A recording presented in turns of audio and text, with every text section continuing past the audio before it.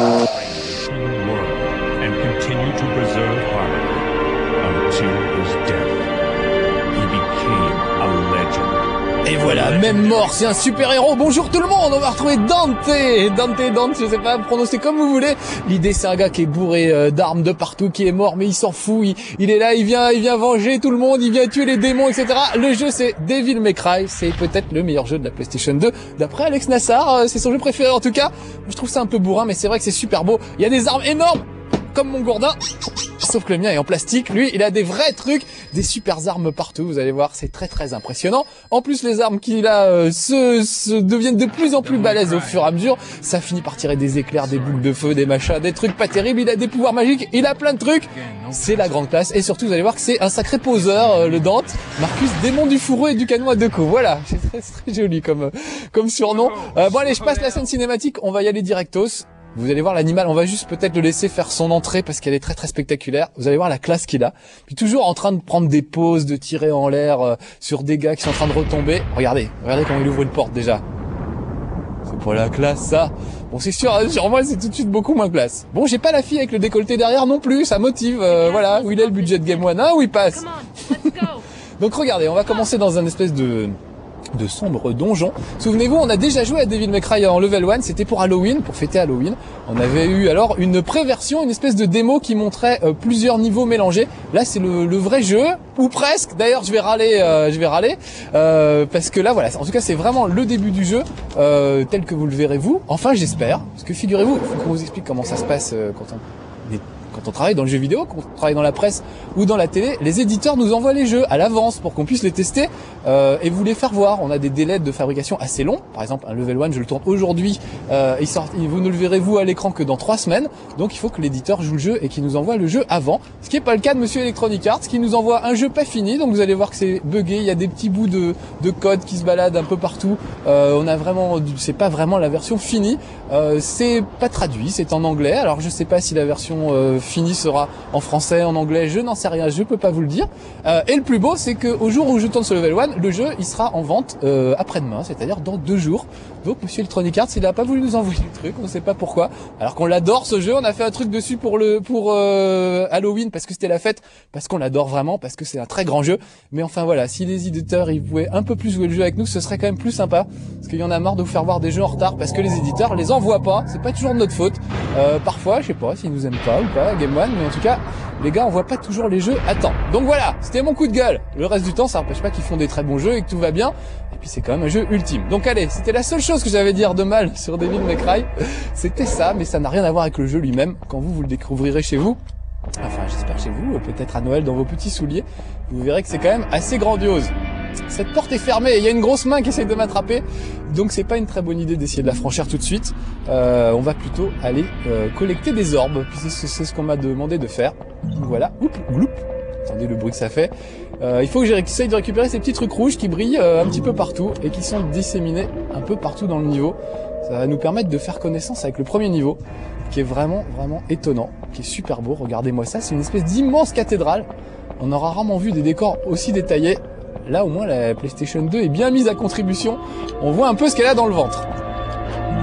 Voilà, j'ai chopé cette orbe. En hauteur, vous avez vu comme il est gracieux, le Dante. Il arrive à faire 3 bonds et à sauter un balcon qui se trouve 10 mètres plus haut. C'est vraiment très impressionnant. Et c'est super bien fait surtout. C'est vraiment très jouable, très immédiat. La prise en main est immédiate. Et puis on arrive en fait très vite à faire des coups spéciaux. On verra ça tout à l'heure quand il s'agira de se battre. Pour essayer de dégommer les monstres avec style et classe. Parce que voilà, regardez, il a des flingues. Heureusement, il a des flingues en quantité illimitée, c'est-à-dire il a autant de munitions qu'il veut. Et puis il a aussi des épées. On verra ça tout à l'heure quand il sera l'heure de se battre. Il suffit que je suis derrière la colonne, je ne le retrouvais pas. Je vais essayer de sauter de l'autre côté. Avec ma grosse tête, je vois pas tout. Il fait un peu sombre dans cette cathédrale. Mais vous pouvez admirer les décors, regardez comme c'est immense. Le personnage est tout petit au milieu de tout ça. C'est vrai que c'est vraiment impressionnant. Allez, saute. Cours Forest. Je vois assez mal. Voilà, hop. Je vais sauter par-dessus. Ah! Regardez, hop. Je prends appel sur un petit bout de mur et j'arrive à grimper beaucoup plus haut que si j'avais fait un saut normal. Voilà, j'ai combien? 42 orbes. Je sais plus combien il en fallait. Alors il y a des endroits, voilà, on peut regarder, il y a des trucs un peu bizarres, il y a des énigmes, ça fait un peu comme dans Resident Evil, c'est toujours des énigmes assez basiques, des clés pour ouvrir des portes. des rubis et des diamants à mettre dans les yeux des statues et ce genre de choses. Mais ça fonctionne toujours plutôt bien en général. Alors là, je peux peut-être grimper en hauteur sur ce balcon, mais je crois que j'y suis déjà allé tout à l'heure. J'ai peut-être assez d'orbes d'ailleurs pour revenir ouvrir la porte. Ah, j'étais pas loin là. Oh, petit bonhomme, allez, saute, fais-moi plaisir. Voilà, vous avez vu, c'est rattrapé juste par le bout des doigts. Impressionnant. Voilà, et je chope un orbe de plus. Ouh, pas mal. Mais normalement, je devrais avoir ce qu'il faut pour aller ouvrir la porte qu'on a vue en bas et continuer la bagarre un petit peu plus loin. On va voir combien il me réclame d'orbes, mais normalement, c'est bon. J'ai ma dose. Il y a aussi une porte de l'autre côté qui est pas encore ouverte. Je vais aller la voir. Ça va être par là, voilà. Il y a une porte qui est pas encore ouverte. Il va falloir une petite clé pour l'ouvrir. Regardez, j'appuie sur le bouton. This door is still shut. A rusty key may help. C'est-à-dire une vieille clé rouillée devrait permettre d'ouvrir cette porte. Encore une fois, je ne sais pas si ce sera traduit en français, en anglais. Bah tant pis pour eux, ils avaient qu'à nous envoyer le jeu. Attends, voilà. Bon, est-ce que je peux ouvrir cette porte maintenant? Oui, j'ai utilisé 45 orbes rouges pour l'ouvrir. Bon, ceci dit, on n'a pas forcément besoin que ce soit traduit en français, on comprend. Regardez les trucs de débugage. Ça fait pas propre, hein. Je suis désolé, c'est pas moi qui fais les jeux, c'est pas ma faute. Je vais essayer de grimper là-dedans, on va prendre l'escalier et on va essayer de monter. Et ça va commencer à friter. Ça commence tout doucement. Admirez les décors, c'est vraiment superbe. C'est qu'un arbre qui bouge à la fenêtre. J'ai cru que c'était un gros monstre au début. Il y a des petits coups de flip comme ça qu'on se tape parce qu'il y a vraiment des grands moments d'émotion. Je vais peut-être commencer par cette porte-là, de l'autre côté. Voilà. Je crois qu'il n'y a pas grand-chose à part un superbe... Ah mais non, j'en reviens, mais quelle boule. Je me perds un peu dans le château. Ça devait être par là, voilà. On va grimper. Donc je vais grimper dans la tour. Et je crois qu'on va friter nos premiers monstres. Avec classe. Parce que c'est ça qui est bien avec cet animal, c'est qu'il a vraiment la classe. Regardez, il y a une espèce de trou dans le plafond. Je vais pouvoir grimper. Hop. Toujours avec classe et style. Et récupérer un orbe de plus. 2 orbes de plus. Ça va pas se passer comme ça. Je sens que des monstres vont me tomber dessus bientôt. Oh, qu'est-ce que tu as dans la main, mon garçon? Donne-moi ça. Oh, une rustiquée, c'est-à-dire une vieille clé rouillée. C'est pile poil ce qu'il me fallait pour aller ouvrir en bas. Très bien. Alors regardez, je fais semblant d'aller. Et là, petite scène cinématique, il se passe un truc. Une espèce de poupée géante qui va venir m'attaquer. Et ça va être notre première bagarre. Donc allons-y, je sors les épées tout de suite. Vous allez voir que quand il meurt, il lâche des espèces de petites boules d'énergie qui vont me permettre, moi, de récupérer de l'énergie et pouvoir en friter d'autres. Après, vous avez vu les deux en même temps? Il a pas la classe, le Dante. Pour le moment, je fais tout simple, mais il y a quelques petits combos à faire, quelques petites astuces à trouver. Par exemple, sauter et taper en même temps. On peut utiliser les flingues, mélanger l'utilisation des flingues avec l'utilisation des épées. Il y a vraiment plein de trucs à faire. C'est très riche et on n'est que au début du jeu. Au fil du jeu, vous trouverez des potions, des trucs magiques qui vous permettront d'assurer encore plus et de faire des trucs encore plus spectaculaires. Je redescends l'escalier. À mon avis, il y a du monde qui va m'attendre à l'autre bout. J'ai eu un petit coup de flip. J'ai fait demi-tour alors que j'avais pas besoin de faire demi-tour. Allez, on va voir la porte. J'ai peur dans le noir. En plus, ça fait vraiment flipper ce jeu. C'est ça qui est bien, c'est que c'est pas juste joli. Ça fait vraiment flipper. En même temps, il est tellement puissant l'animal qu'on se dit il peut pas lui arriver grand-chose.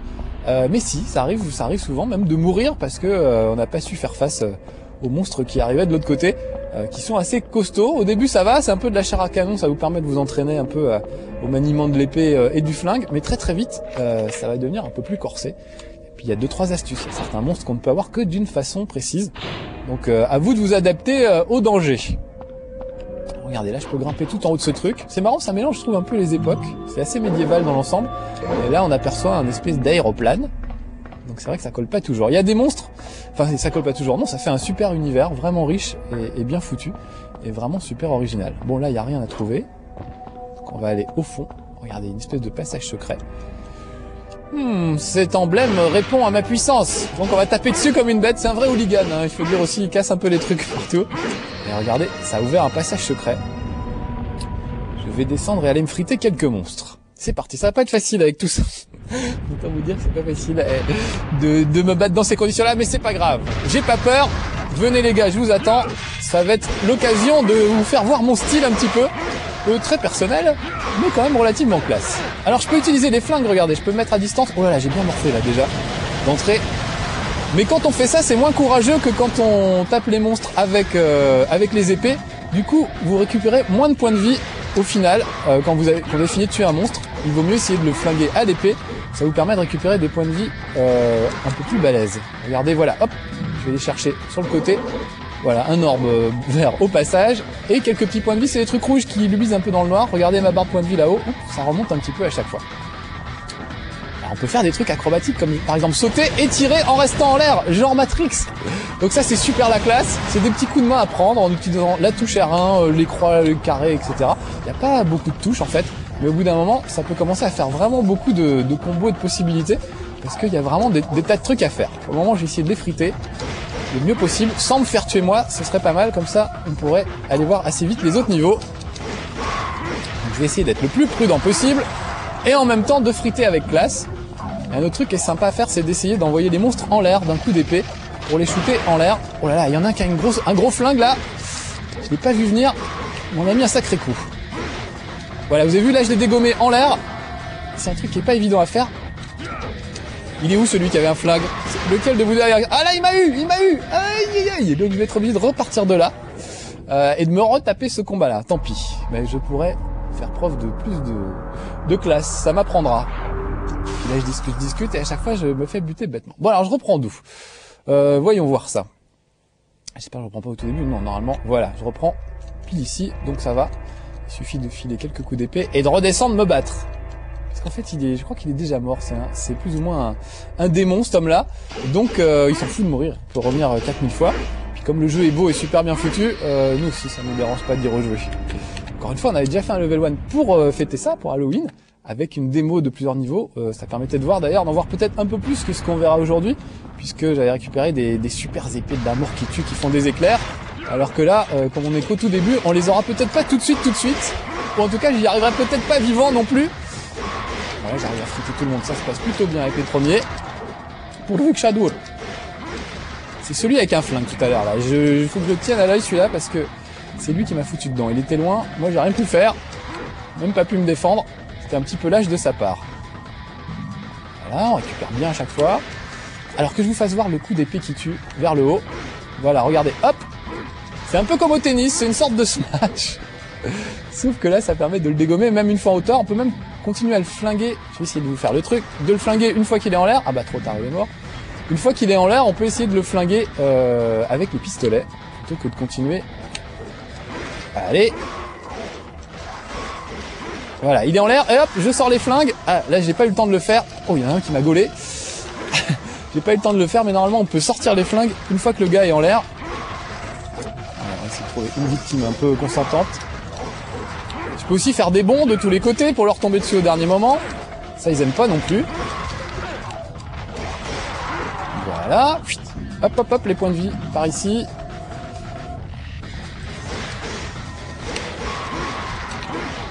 Regardez, voilà, il est en l'air. Tac, tac, tac, tac, tac. Et je continue à l'aligner pendant des heures. Ça peut durer des heures jusqu'à ce qu'il soit mort. Voilà, donc ça permet de faire des trucs super classe. C'est vrai que c'est vraiment impressionnant de voir tout ce qui peut se passer dans ce jeu, tous les mouvements qu'il a, les coups de flingue qu'il peut filer. Enfin, il y a vraiment des trucs assez déments. Bon, voilà, je crois que j'ai tué tout le monde ce coup-ci. Quand je cause moins, ça se passe un peu mieux, j'ai remarqué. Et il faut que je retrouve la sortie. Voilà, c'est par là, super. Et malheureusement, je sens qu'il y en a d'autres qui m'attendent dehors. C'est pas fini tout ça. Allez, cours Forest, monte, voilà. Mais en tout cas, voilà, c'est bien de pouvoir se battre avec style, avec classe, et c'est vraiment très très impressionnant. Techniquement, je trouve, on a rarement vu un jeu aussi beau, aussi bien foutu. C'est vrai que c'est vraiment très très fun. Moi, je trouve ça un petit peu bourrin, contrairement à Alex, que ça fait marrer vraiment pendant longtemps. Moi, je reconnais que je trouve ça un peu bourrin, et qu'au bout d'un moment, on en a un peu marre de friter dans le vide. Même si ça évolue vraiment en fonction des épées que vous trouvez, des pouvoirs magiques que vous trouvez, c'est quand même assez répétitif, je trouve. Toujours des gros coups d'épée. C'est Alex Nassar, vous êtes là, Alex Nassar. Oui, très cher, je suis là, je vous regarde, je vous admire. Tu le dis pas en fait, tu me surveilles pour vérifier que... Tiens, regarde Alex, je te fais ça, c'est pour toi, spécial dédicace. Ça, c'est sexy fight, c'est bien, Martin. Bon voilà, t'en as d'autres des comme ça à m'apprendre? T'as pas les bonnes armes encore là, mais ça va venir. Ça va venir. Bon, je me débrouille bien pour le moment, cher mentor. T'as eu quelques phases sympas, il y a des combos assez sympathiques. Bon, d'accord. Mais oui, j'aurais dû te demander de venir parce que t'es quand même vachement plus doué que moi, t'es allé plus loin et tout. Tu l'as fini, toi? Toujours avec toi, Martin. Use the force. Merci, mon Alex. Oh, mission clear. J'ai tout nettoyé bien la mission. Donc, allons-y, on continue. Mais merci de votre participation, mon Alex. Faudra que tu viennes faire un level 1 avec moi en vrai. Ah, c'est Ça fait longtemps. Ça fait longtemps qu'on s'est pas fait battre un jeu de foot. Ouais, bah écoute, je suis pas pressé de revenir. Hein. Des gens me disent, mais il supporte pas de perdre, Alex Nassar, c'est horrible. Hein. Ça se voit sur son visage, il en est tout malade. C'est vrai que t'es mauvais joueur, hein, quand même. Bon allez, je sauvegarde pas, je continue. Non, je ne veux pas sauvegarder. Comment je sors de là? Voilà. Je veux aller à Next Mission, voilà, c'est ça que je voulais faire. Eh ouais, 2 missions, 2 niveaux dans level 1 pour le même prix, on ne se refuse rien, la maison vous l'offre, c'est ma tournée. Qu'est-ce que c'est, Easy Automatic Mode? Qu'est-ce que c'est? Mais j'ai rien demandé, j'ai jamais vu cet écran moi avant. Je vais dire yes, et on verra ce qui se passe. Tu sais ce que c'est, Alex? Yes, ouais, c'est pour permettre de loquer tes ennemis automatiquement. Si tu le prends, c'est un poil plus simple, c'est bien pour toi. Merci mon Alex, c'est un peu, comment dire, le truc un peu pour les débutants, le truc comme des petites roulettes à l'arrière du vélo quand on fait du vélo pour la première fois. Grosso modo, c'est ça. C'est ça, d'accord. Donc ça veut dire que ça va loquer mes cibles tout seul, très bien. C'est marrant, j'étais arrivé là la première fois en m'entraînant et j'ai pas eu cet écran. Ou alors j'ai appuyé comme un bourrin et j'ai rien vu, ça devait être ça. Ah oui, là je l'ai un petit peu transpercé celui-là aussi. Bon, je vais essayer de te les faire décoller Alex, voilà, pour te faire plaisir. Histoire que ce soit plus mieux joli. Tiens, c'est bizarre, la touche croix marche plus, on dirait. Oh là là, qu'est-ce qui se passe? J'ai fait apparaître le plan du château. Ça va me permettre de me repérer mieux.